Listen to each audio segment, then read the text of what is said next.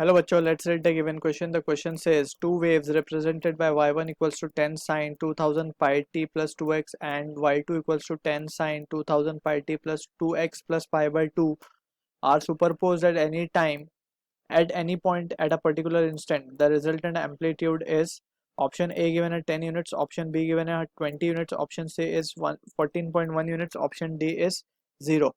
सो इस क्वेश्चन को समझने के लिए we need to recall the superposition principle that is जो एज अ की कंसेप्ट हमें यहाँ पे जस्ट सुपरपोजिशन प्रिंसिपल जिस जो कहता है कि जब दो वेव सुपर इम्पोज करती हैं सो जो नेट डिस्प्लेसमेंट आता है that is the vector sum of the individual displacement produce by the waves.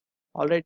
सो यहाँ से अगर हम इस चीज़ों को इन दोनों वेव्स की इक्वेशन को रख के सॉल्व करते हैं तो जो रिजल्टेंट का एक्सप्रेशन हमारे पास आता है वो आता है under root of a1 square plus of a2 square plus of 2a1 a2 cos phi.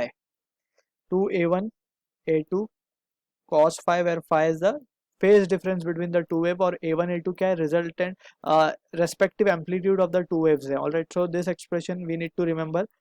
अब यही एक्सप्रेशन को यूज करके we can find the answer. Therefore we can say A R will be equals to, अगर हम option दोनों wave की equations को देखें और इनको जर्नल इक्वेशन क्या होती है प्रोग्रेसिव वेव की, वो होती है ए साइन ओमेगा टी प्लस और माइनस के x. Alright, so this is the equation, general equation wave की होती है, प्रोग्रेसिव वेव की. अगर हम इसे कंपेयर कर लेते हैं यहाँ से सो वी कैन हैव a1 की वैल्यू 10 हो जाएगी और a2 की वैल्यू भी 10 है, दोनों की वैल्यू सेम है. So we can say therefore और यहाँ पे रिजल्टेंट एम्पलीट्यूड क्या आ जाएगा हमारा, that will be equals to 10 का स्क्वायर प्लस 10 का square plus 2 into 10 will be 100 और कॉस फाइव मतलब कॉस फाइव जो अगर हम ध्यान से देखें तो फाइव हमारे पास पाई बाई 2 है.